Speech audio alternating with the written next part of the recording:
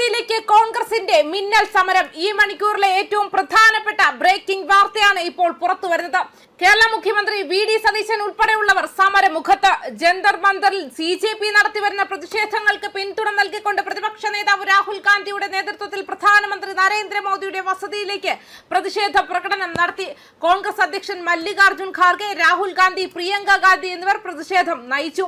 മുഖ്യമന്ത്രി വി.ഡി. സതീശൻ കേരളത്തിൽ നിന്നുൾപ്പെടെയുള്ള MP-മാരും പ്രവർത്തകരും എന്നിവരും പങ്കുചേർന്നു. സമരത്തിൽ പങ്കെടുത്ത നേതാക്കളടക്കമുള്ളവരെ പോലീസ് കസ്റ്റഡിയിലെടുത്തു. മന്ത്രി PC വിഷ്ണുനാഥും കസ്റ്റഡിയിലെടുത്ത നേതാക്കളിൽ ഉൾപ്പെടുന്നു.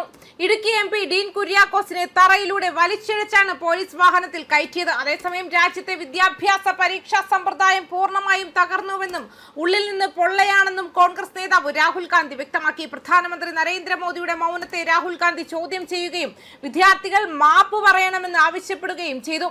വിദ്യാഭ്യാസ സമ്പ്രദായം ഏതാണ്ട് തകർന്നുവെന്ന് രാജ്യം മുഴുവൻ അറിയാമെന്ന് രാഹുൽ ഗാന്ധി പറഞ്ഞു. വിദ്യാർത്ഥികളുടെ പരാതികളിൽ തെറ്റൊന്നുമില്ല. കോൺഗ്രസ് പാർട്ടി ഈ വിഷയം നിരന്തരം ഉന്നയിച്ചിട്ടുണ്ടെന്നും സർക്കാരിന് നിരവധി അവതരണങ്ങൾ നടത്തിയിട്ടുണ്ടെന്നും അദ്ദേഹം വിശദീകരിച്ചു. പ്രധാനമന്ത്രി വിദ്യാർത്ഥികളോട് ക്ഷമാപണം നടത്തണമെന്നും അവർക്കെതിരായ പോലീസ് നടപടി ഉടൻ അവസാനിപ്പിക്കണമെന്നും അദ്ദേഹം പറഞ്ഞു. വിദ്യാർത്ഥികളുടെ ഭാവിയെക്കുറിച്ചും നടപടി സ്വീകരിച്ചതിനെക്കുറിച്ചുമുള്ള സർക്കാരിന്റെ ആശങ്കകളെക്കുറിച്ചുള്ള ചോദ്യത്തിന് മറുപടിയായി യഥാർത്ഥ പ്രശ്നം നടപടിയല്ല, മറിച്ച് രാജ്യത്തെ യുവാക്കളോടുള്ള പെരുമാറ്റമാണെന്ന് രാഹുൽ ഗാന്ധി മറുപടി നൽകി. യുവാക്കൾക്ക് മിക്കവാറും എല്ലാ വഴികളും അടച്ചിരിക്കുകയാണെന്നും മത്സര പരീക്ഷകൾ മാത്രമാണ് തുറന്നിരിക്കുന്നതെന്നും അവർ ഇപ്പോൾ നശിച്ചുവെന്നും അദ്ദേഹം പറഞ്ഞു. ധർമ്മേന്ദ്ര പ്രധാൻ രാജിവെക്കണമെന്ന് രാഹുൽ ഗാന്ധി പറഞ്ഞു. എന്നാൽ ലാത്തി ചാർജ് നടന്നത് ആഭ്യന്തര മന്ത്രാലയത്തിന്റെ അധികാര പരിധിയിലാണ്. അതിനാൽ ആഭ്യന്തര മന്ത്രിയും രാജിവെക്കണം.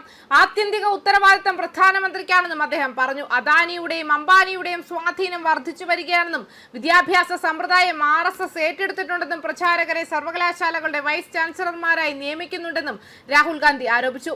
ഒരു ചെറിയ ബിസിനസ് ആരംഭിക്കാൻ പോലും വിദ്യാർത്ഥികളുടെ പക്കൽ പണമില്ലെന്ന് അദ്ദേഹം പറഞ്ഞു. ഉടൻ തന്നെ വിദ്യാർത്ഥികളെ സന്ദർശിക്കുമെന്നും അദ്ദേഹം വ്യക്തമാക്കി. ഡൽഹി പോലീസ് പറയുന്നതനുസരിച്ച് പ്രതിഷേധക്കാർ എല്ലാ മുന്നറിയിപ്പുകളും നിർദ്ദേശങ്ങളും അവഗണിച്ചു. പ്രദേശത്ത് ഏർപ്പെടുത്തിയിരുന്ന BNS-ലെ സെക്ഷൻ 163 ലംഘിച്ചു. കല്ലേറിലും ഏറ്റുമുട്ടലിലും 118-ലധികം പോലീസ് ഉദ്യോഗസ്ഥർക്ക് പരിക്കേറ്റു. പരിക്കേറ്റവരിൽ special CP, joint CP, additional CP, DCP, additional DCP, ACP തലങ്ങളിലെ നിരവധി മുതിർന്ന ഉദ്യോഗസ്ഥരും നിരവധി വനിതാ പോലീസ് ഉദ്യോഗസ്ഥരും ഉൾപ്പെടുന്നു. സംഘർഷത്തിൽ 60ഓളം പ്രതിഷേധക്കാർക്ക് പരിക്കേറ്റതായി റിപ്പോർട്ടുണ്ട്. 15 മുതൽ 20 വരെ സർക്കാർ വാഹനങ്ങൾ നശിപ്പിച്ചതിനും പൊതുസ്വത്ത് നശിപ്പിച്ചതിനും കൂട്ടത്തിനെതിരെ കുറ്റമുണ്ട്. ന്യൂസ് ഡെസ്ക് കർമ്മ ന്യൂസ്.